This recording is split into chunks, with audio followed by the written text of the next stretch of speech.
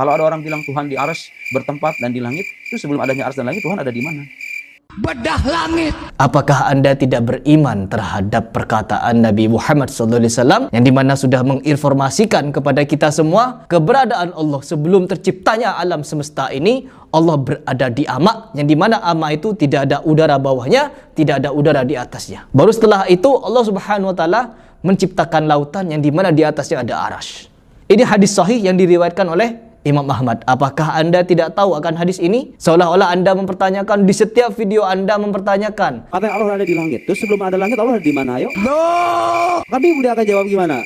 Kamu nggak ngaji, berarti kamu ngaku ngaji Quran 30 juz. Jadi miris ya teman-teman, kasihan kepada orang tua Mas Nuruddin ini ya. Sudah jauh-jauh menguliahkan anaknya ke Mesir selama 7 tahun kalau tidak salah ya. Pulang-pulang ke Indonesia, dia malah kebingungan, tidak tahu Allah di mana sebelum ada alam semesta. Apakah tidak mengetahui tentang keberadaan hadis ini? Oh, jangankan kepada hadis ini, kepada ayat-ayat di dalam Al-Quran saja yang menjelaskan Allah Subhanahu Wa Taala istiwa di atas arasy, dia tidak mau mengimani teman-teman. Mengingkari ayat-ayat yang dimana Allah menjelaskan beristiwa. Karena kalau Allah beristiwa nanti mirip dengan makhluk. Itu imajinasi kepala dia yang memiripkan Allah dengan makhluk. Sedangkan kita tidak memiripkan Allah dengan makhluk. Allah mendengar, tapi pendengaran Allah beda dengan kita. Allah melihat, Allah berbeda dengan makhluk teman-teman. Penglihatan Allah tidak sama dengan penglihatan makhluk teman-teman. Jadi tidak sama. Istiwanya Allah dengan istiwanya makhluk tidak sama teman-teman. Mau kemanapun Allah, terserah Allah. Jangan diatur-atur. Kalau orang seperti Mas Nuruddin ini kan, dia menggunakan akal untuk menyelidiki kuasa Allah. Kuasa Allah diselidiki dengan akal. Jadi filsafat itu menggunakan kekuatan pikiran untuk menyelidiki kuasa Allah yang sangat luar biasa itu. Apakah itu akan mampu? Mas Nuruddin sudah kuliah 7 tahun kalau tidak salah. Bertahun-tahun di Mesir, pulang-pulang seperti ini hasilnya. Tidak tahu terhadap hadis yang dimana Rasulullah SAW mengabarkan Allah ada di ama sebelum ada alam semesta ini.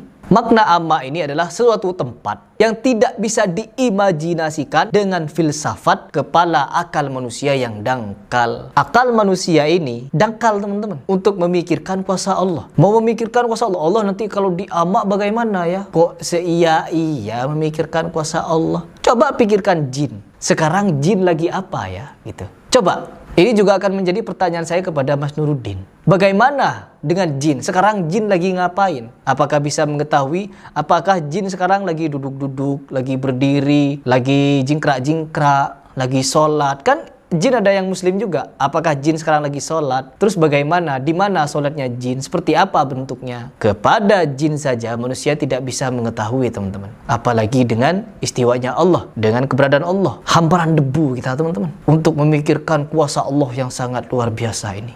Lucu ya ketika orang mengagungkan dirinya sendiri dan merendahkan, menyerang kepribadian saya.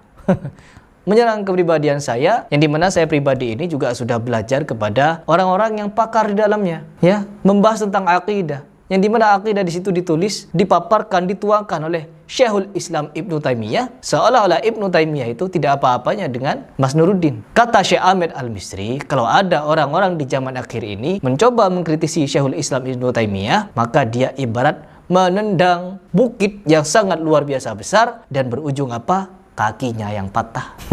Ya Allah, berusaha untuk menendang gunung teman-teman. Sedangkan dia hanya hamparan debu. Itu kata Syekh Ahmed Al-Misri. Untuk menggambarkan sebagaimana luasnya ilmu dari Syekhul Islam Ibnu Taimiyah. Oh, Ibnu Taimiyah itu kata Syekh Nuruddin ya, kalau berbicara akidah gak boleh kita tanpa berbahasa Arab. Berarti Ibnu Taimiyah membicarakan akidah tidak menggunakan bahasa Arab, tapi menggunakan bahasa Madura teman-teman, menggunakan bahasa Papua, menggunakan bahasa Jawa teman-teman. Syekh Ahmed Al-Misri dia mempelajari akidah tidak menggunakan bahasa Arab teman-teman. Ciri-ciri Ahlussunnah wal Jamaah itu sumber akidahnya adalah Quran dan hadis Rasulullah SAW, sebagaimana dipahami oleh para salafus salih. Nah, mereka tidak mendahulukan akal. Allah Subhanahu Wa Taala mengatakan Allah bersemayam di atas arasy. Ya. Allah menyebut dirinya demikian. Kita tidak usah membayangkan bagaimana Allah bersemayam. Allah bersemayam di atas arasy tidak seperti duduknya kita. Allah tidak serupa. Betul. Laisa kamitslihi. Laisa kamitslihi syai'. Kan ada ayatnya kan? Betul. Jadi Allah bersemayam di atas arasy. Allah menceritakan. Kita mengimani dia demikian. Ya. Dan tidak perlu ditakwilkan. tidak perlu memikirkan bagaimana istiwanya. Kalah sama Syekh Nuruddin. Syekh Nuruddin ini kan bahasa Arab level maqoli inna. Oh, sama nanti kayak Gufron. Enggak sejenis. Tapi dia kepada Gufron diem, teman-teman. Enggak dibahas Gufron. Tapi kepada orang-orang Salafi yang beriman kepada Allah, Ar-Rahman 'alal 'arsy istawa, dia sesontoloyo itu membahas seolah-olah tidak paham bahasa Arab mereka. Semakin kelihatan Anda itu sontoloyo. Ingin menutupi kesontoloyoan Anda dengan berusaha sok pinter, sok cerdas. Mereka ini tidak paham bahasa Arab. Saya yang paling paham bahasa Arab, sehingga apa? Saya yang paling paham bagaimana akidah. Seolah-olah seperti itu. Para sahabat ketika mendengar Ar-Rahmanu 'alal 'arsy istawa, dia mengimani Allah itu berada di atas. Sebagaimana ketika Nabi Muhammad SAW menanyakan kepada seorang budak, "Aina Allah?" Budak itu menjawab, "Fis sama." Artinya fis sama apa? Di langit. Ini menunjukkan tempat, bukan kedudukan. Kedudukan apa yang ada di langit? Logika orang filsafat merusak akidah, teman-teman. Karena mereka memikirkan kuasa Allah dengan akal. Itu yang pertama. Orang filsafat memikirkan kuasa Allah dengan akal.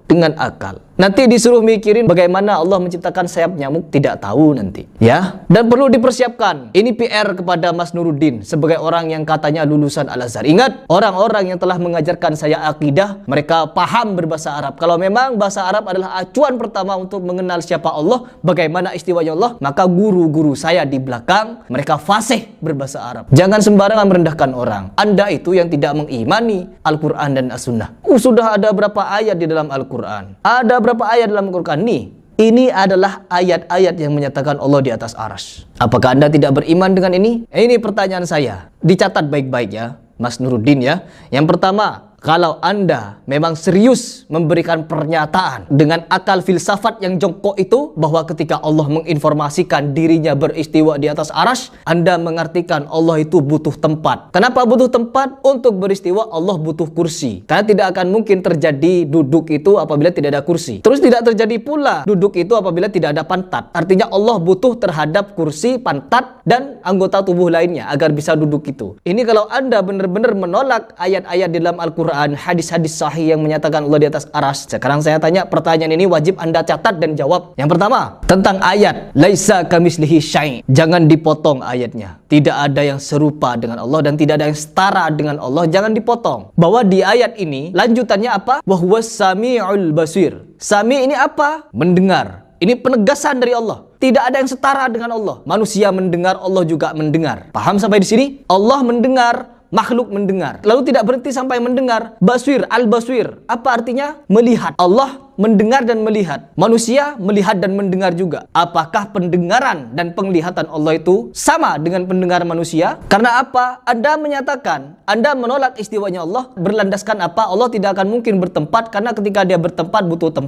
pantat, butuh kursi, butuh apa-apa, dan butuh lain sebagainya. Pokoknya butuh. Sekarang saya tanya, bahwa sami'ul basir, dan dia Allah mendengar dan melihat. Apakah mendengar dan melihat ya Allah butuh kuping dan mata sebagaimana kuping dan mata Anda?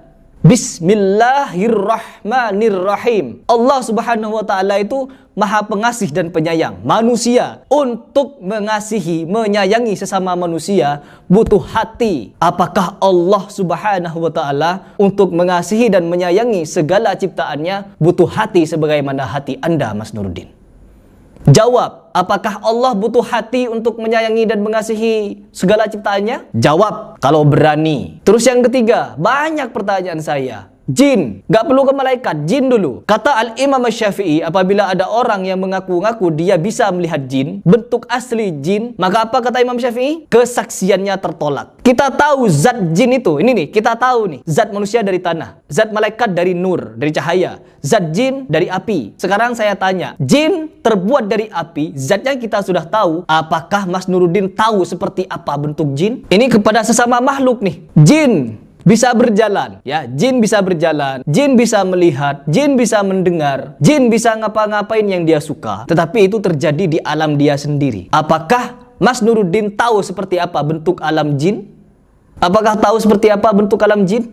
Kepada informasi bentuk jin saja kita tidak diberikan informasi. Lalu bagaimana ada seujuk-ujuk seorang manusia di akhir zaman ini menggunakan akal yang jongkok? Akal yang jongkok apa? Filsafat. orang yang berusaha menyelidiki kekuasaan Allah dengan akal, ini namanya akal jongkok, akal rusak teman-teman, akal sontoloyo namanya. Kepada jin saja kita tidak mampu untuk menelusuri dengan akal, apalagi kepada Allah. Dia membayangkan teman-teman, Nuruddin ini membayangkan Allah ketika istiwa sebagaimana istiwanya manusia, istiwanya makhluk. No teman-teman, sesuatu yang bisa dibayangkan adalah sesuatu yang bisa kita lihat. Apa saja yang bisa kita lihat? Yang pertama zat manusia. Orang yang pernah kita lihat, oh dia cantik, ketika kita tidur kadang terbayang wajah cantiknya, oh dia ganteng. Sesuatu yang pernah kita lihat maka bisa untuk kita bayangkan. Catat baik-baik Mas Nuruddin, tidak perlu kuliah tinggi-tinggi untuk menyadari, untuk mempelajari bagaimana akidah itu. Sesuatu yang bisa dibayangkan adalah sesuatu yang bisa kita lihat, zatnya pernah kita lihat. Kalau zatnya kita sudah tahu, maka kita bisa membayangkannya. Terus yang kedua, kita tahu informasi bentuknya. Misalkan saya memberikan informasi kepada Mas Nuruddin. Mas Nuruddin, saya punya teman, dia ngefans sekali kepada Anda. Tingginya dia 185 cm, badannya kekar, giginya rapi, hidungnya mancung, matanya biru, kulitnya putih, rambutnya segini, segitu. Lalu bisa itu dibayangkan. Karena ada ciri-cirinya, karena tahu ciri-cirinya. Yang pertama, pernah melihat zatnya, melihat orangnya, baru bisa kita bayangkan. Terus yang kedua, diberikan informasi seperti yang saya sampaikan tadi. Terus yang ketiga, ada yang menginformasikan kepada kita mengenai seperti apa zat Allah itu. Ini orang teman-teman sebenarnya cuma ingin mencari pembenaran atas akidahnya yang menyimpang. Yang pertama, tidak bisa Allah Subhanahu wa taala itu dibayangkan. Karena sesuatu yang bisa dibayangkan hanya sesuatu yang pernah kita jumpai. Terus yang kedua, ada sesuatu yang mirip dengan zat Allah. Misalkan jin dengan manusia, jin dari api, manusia dari tanah. Ini kan zat yang berbeda. Kita saja tidak bisa membayangkan seperti apa zat jin ini. Dari api, apakah api yang berkobar-kobar? No, ya. No teman-teman, zat jin ini meskipun tercipta dari api tidak bisa kita bayangkan seperti apa bentuknya. Kalau ada orang yang sehede-hede bersaksi saya pernah melihat bentuk jin dengan wujud aslinya, ini kesaksiannya tertolak kata Al-Imam Asy-Syafi'i. Ini kepada jin saja tertolak, apalagi bagaimana dengan Allah. Terus yang ketiga, adakah informasi valid dari Nabi Muhammad SAW tentang bentuk Allah? Ya, tentang zat Allah, tidak ada yang mengabarkan seperti apa zat Allah itu. Tidak ada yang tahu. Kita diperintahkan untuk beriman kepada yang gaib ya untuk ini, ya, bukan untuk menghayalkan. Kepada pertanyaan-pertanyaan saya yang di depan saja, sangat mustahil Mas Nuruddin ini bisa menjawab teman-teman. Karena apa? Dia bermain dengan akal.